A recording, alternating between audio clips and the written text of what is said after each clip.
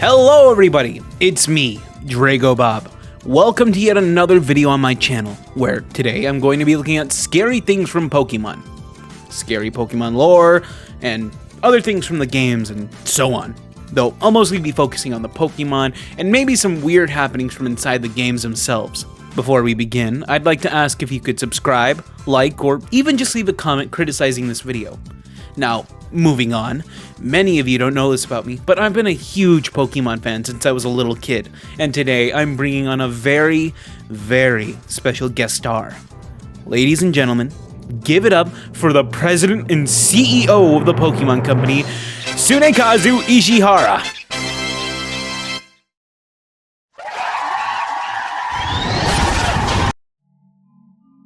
Yes, everybody, as you probably knew, thanks to the video's title, we have Saltydkdan himself joining us today.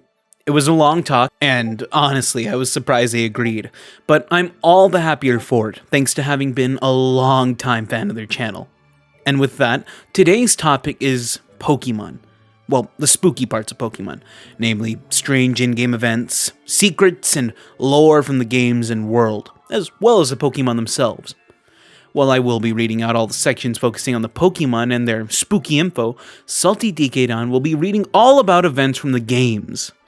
And with that, let's start off with a Pokemon one might not expect to see on a list like this. Froslass. Now, what if I told you that each of these Pokemon are canonically inhabited by the soul of a woman who froze to death in the mountains? Yeah, it's really strange, but this series aimed mostly at children has some really messed up lore. Though, before I go over some more of its Pokédex entries, I wanted to go over this Pokemon's real-world influences that are rooted in Japanese culture and folklore. Froslass's design, for instance, is based around the kimono, a traditional Japanese dress. This Pokemon is also heavily inspired by the Yuki-onna, a type of spirit or yokai in Japanese mythology who are tied to the winter, snow, and icy landscapes, who take the form of a beautiful woman who dress in kimono. They're described as also having the ability to freeze people using icy breath, which is also an ability that Froslass herself has in-game. While the Yuki-onna is said to prey on travelers who get lost in the mountains, these spirits are also said to spare those who show kindness, humility, and/or courage. However, Froslass is said to be far crueler. As Pokédex entries say, she displays the frozen forms of things she hunts inside of their living areas. And with that short dive into Froslass and their real world, well, mostly real inspirations, let's look back to the Pokemon itself. Froslass, like a few of the Pokemon in this list, are openly stated to be formerly human due to the whole spirit thing. This isn't even something that's been retconned, or not even just not mentioned again. Like Pokemon preying on each other like real animals from Heart Gold all the way to Legends Arceus, we're outright told that this Pokemon is a spirit of a woman who got lost in the mountains and froze to death. I mean, just look at it. Doesn't the Pokemon look a little sad in most of its art and renders? And that could also simply be a ploy to lower the guard of its prey, as it's said to freeze humans, particularly handsome males, and other Pokemon alike, from which it extracts their souls and somehow eats them. We still have another 7 entries to go, so let's move on. Number 2. The Old Chateau. As you should know by now, Pokemon and ghosts are more or less linked completely together. That also means that less Pokemon-ish and actual human ghosts have made appearances across many of the Pokemon games and even in the anime. Though we'll be focusing on one very special in-game location, the Old Chateau, which can be found in the games Pokemon Diamond, Pearl, Brilliant Diamond, and Shining Pearl. You can find the Old Chateau as an abandoned mansion that in the newer installments of the game appears far more run down and abandoned to the point in which nature is actually reclaiming it. Much like on the outside, everything on the inside is dusty and fairly old-looking, and while the music in the newer version doesn't really do much to scare the player, the original game's OST for this area is far more limited in what they could originally make for it, which makes the entire place feel a lot more foreboding. Within the chateau, there is 4 different encounters. In the large dining room, a butler can be seen briefly before they run off screen, never to be seen again. Much like the butler, if you enter a specific bedroom, a short cutscene like the last one plays, this time showing a little girl exiting an empty room to the player's right. In this room, you can also find a painting with glowing red eyes that, if you were to approach it, disappears. But the moment you turn your back to it, the eyes quickly reappear. In one more room, you can also find a TV with an ominous text box reading, "The TV has an oddly malevolent feel. It's as if it's staring." It's also interesting to note that I don't know if you remember, but you can also get Rotom from this very same TV if you play the game at midnight. Ooh, Rotom from the TV. Ooh. He's one of my favorite Pokemon. I like him a lot. On top of all of that, this very location received its own dedicated episode in the Pokemon Generations anime series that goes into an even greater depth on the terrifying location. And just so that you get to see it, here it is in all of its glory. Wait, we should not actually put that on screen. I don't know why you put that in the script. That is copyright infringement. Don't do that. Anyway, with all that done, well, let's move on to our next Pokemon.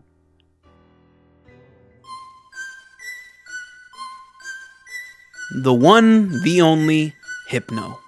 In recent years, this Pokemon has become massively popularized thanks to a Friday Night Funkin' mod. Well, not really, but yeah, I bet you didn't expect that to be mentioned here, right? Hypno, as you all know, is the evolved form of Drowsy. At a glance, this Pokemon looks a little more funny than scary, but when you read the Pokédex entries, like, it carries a pendulum-like device. There was once an incident where it took away a child it hypnotized. And this one, when it is hungry, it puts humans to sleep and feasts on their dreams. Now, with those two Pokédex entries in mind, I'm sure you can understand why creepypastas like Hypno's Lullaby and later that one mod for that one game made it so popular. But what are its real-world ties? Oh yeah, Hypno is inspired by yet another creature from Chinese and then Japanese folklore or tradition, the Baku. A creature noted to look a lot like Hypno, and drowsy, if you squint. The Baku is described as having the body of a bear or tapir, the head of an elephant, and the tail of an ox, and the legs of a tiger. Drowsy kind of has a body of a bear and the head of an elephant, but Hypno doesn't really have any of that. But I'm getting off track. The Baku in Chinese and Japanese folklore is a creature that's known to eat the bad dreams of those who call out, "Baku, eat my dreams." But then if you were also calling it one too many times, it could eat your hopes and aspirations on top of that, which is quite interesting when compared to Hypno, who actually eats your good dreams. And on top of that, kidnaps its prey to continue sapping those good dreams away until you presumably die.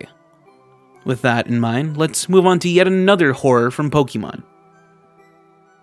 Number 4. Human-made Pokemon. Just like in real life, in Pokemon, humans can't help but meddle in things they can't even begin to understand. And it's because of this that you get Pokemon like Mewtwo, Ditto, Genesect, and even more unfortunate accidental Pokemon like Trubbish, Grimer, and their evolutions, which came about thanks to human pollution. But those Pokemon were not made intentionally like Mewtwo, who, as most Pokemon fans should know by now, is a genetically engineered Pokemon made using Mew's DNA. However, being so intelligent, as soon as it woke up, it immediately rebelled, escaping its captors, and in doing so, killed many of the scientists on Cinnabar Island. Mewtwo also seems to share a close connection with the Pokemon Ditto, as a pretty solid fan theory states that Ditto was once a failed clone of Mew, as Mew and Ditto both have perfectly matching base stats. Hey, it's me, Dregobob, the scriptwriter for this video. I was actually really tired when I wrote that part, and I meant to say Ditto and Mew actually have the exact same shiny color, not the exact same base stats. Back to the video. As well as both of them knowing the move Transform.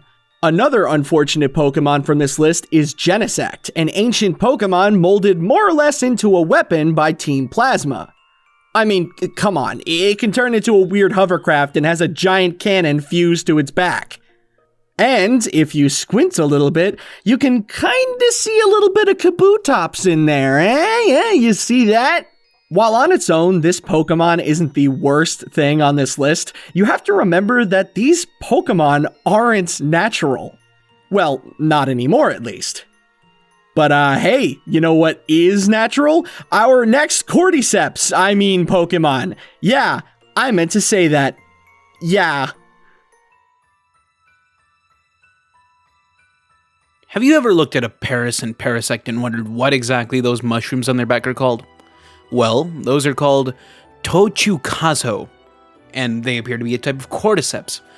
Cordyceps is a type of mushroom that infects, influences, and with the inevitable death of their host due to the fungal infection, they complete their life cycle. Yeah, pretty brutal. But Paras and Parasect are both infected by them. As a Paras, these cordyceps are actually beneficial, the two sharing a symbiotic relationship that benefits them both, up until they evolve. The Paras turns into a Parasect, and the cordyceps completely take over. And, quote, the bug host is drained of energy by the mushrooms on its back. The mushroom appears to be doing all the thinking, which explains why its eyes turn a dead milky white. This Pokemon is particularly disturbing because of the idea that this Pokemon isn't the same being it was before. It also implies that the cordyceps on its back is intelligent, or at the very least smart enough to command its former symbiont's body, use its moves, and continue to live on, at least until the bug is drained of everything, as according to this dex entry, when nothing's left to extract from the bug, the mushrooms on its back leave spores on the bug's egg, starting this whole horrid symbiosis again. Want to know what else is horrifying? Alternate dimensions that have been left in ruins. Number 6. Ultra Space. Welcome to Ultra Space, a massive web of alternate dimensions and worlds, all of which were ravaged by the Ultra Beasts. In particular, Necrozma, the Blinding One, who after being misused by the people of Ultra Megalopolis was shattered into pieces and in turn plunged that world into darkness, which also would go on to destabilize the surrounding dimensions from where each of the Ultra Beasts came from. Most of these dimensions look pretty peaceful. The alien look that they all have is because, well, they're all alien, but pretty peaceful nonetheless. Although, there are 2 dimensions in particular that are in utter shambles thanks to the Ultra Beasts that can be found there. Ultra Megalopolis and Ultra Ruin. Yeah, Ruin, who would have thought? Like I said before, Ultra Megalopolis is shrouded in darkness thanks to Necrozma. However, this fate is somewhat deserved because, the world misused the Pokemon's power.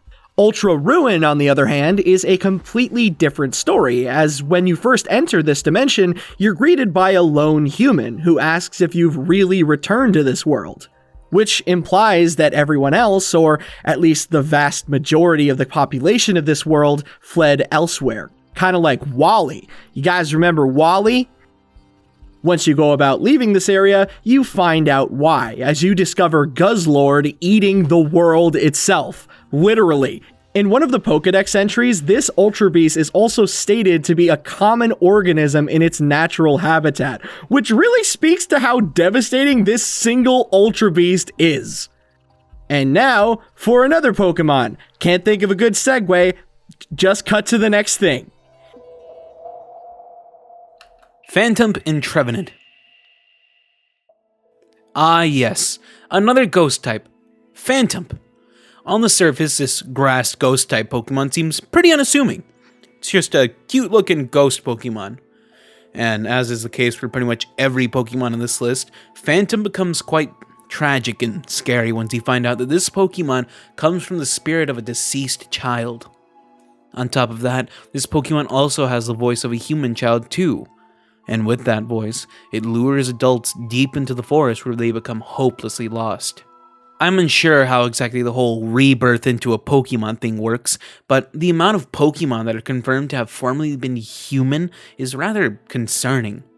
And as you should have come to expect by now, we're going to take a look at the Pokemon's real-world inspirations. Phantump, unlike other Pokemon on this list, is actually inspired by 2 different creatures from Japanese folklore and myth, the theyre and Kodama. The theyre in Japanese folklore is a spirit heavily linked to unresolved feelings like vengeance, sorrow, and even love. And in religions like Shinto and Buddhism, it's believed that these spirits are those of people who passed away with strong attachments or unfinished business in the real world. This matches up decently well with Phantump, who is, as we know, the spirit of a child. As for its planty side, that comes from the Kodama. a type of tree spirit from Japanese tradition that are considered sacred and inhabit trees, particularly ancient or unique trees. Interestingly, this side of Phantump relates to its more evolved form, Trevenant, who protects the forests it inhabits, as the Kodama is known to cast devastating curses on those who would cut down a tree. It's also possible the first Phantump was formed when a sacred tree was cut down and inhabited by a spirit. Though, for now, let's move on to our final entry on this list. Number 8. The Kalos War. The Kalos War, or Pokémon War, is a huge part of Pokémon X and Y's lore, and in the Pokémon universe, it was said to have once occurred over 3,000 years ago. While we still have no real explanation for the cause of this war, we do know for a fact that it was devastating and that both humans and Pokémon both took part in it. This devastating war waged on for many, many years, and there was once a man named AZ who owned a Floette and may have very well been the ruler of the Kalos region during these times. As the war raged on, this Floette would eventually join the fight, and eventually even lose its life in said war. Devastated by this loss, AZ would construct a machine known as the Ultimate Weapon to revive his beloved Floette. But, still overcome with grief and rage at what the world had done to his beloved Pokémon, he used the Ultimate Weapon on the world, destroying the enemy forces and presumably his own at the same time.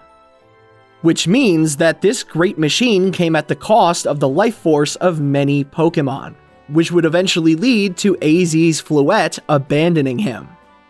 While this plot isn't entirely fleshed out, one can only imagine just how horribly devastating a war featuring Pokémon could possibly be.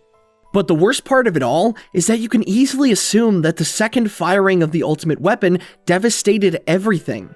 Kalos, the other region at war with it, and all of the people in Pokémon, soldiers or not, were completely wiped away. But, unlike many of the other items on this list, this one has a rather sweet ending. As over 3,000 years in the future, AZ, who gained immortality and a crazy height from his exposure to the Ultimate Weapon, would finally reunite with his Floette. While Pokémon is certainly a series geared more towards a younger audience more than anything, there's still more than enough room to fit the strange, disturbing, or even downright terrifying into the series itself. And now that we're here at the very end of the video, I'd like to give Saltydkdan a very, very special thanks for coming onto the episode again. It was a joy working with them on this video, and I do hope to have them on another in the future. Depending on the reception this video gets, I may even reach out to other creators in hopes of making another collab video like this one. I'd also like to thank all of you and the folks on my Discord server for all the support, as this wouldn't be possible without you. For now, go check Saltydkdan out. I've been a huge fan of them for ages now.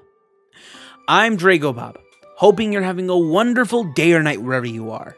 And as is the new custom, take it away, Salty. I'm Salty. Haha. Bye.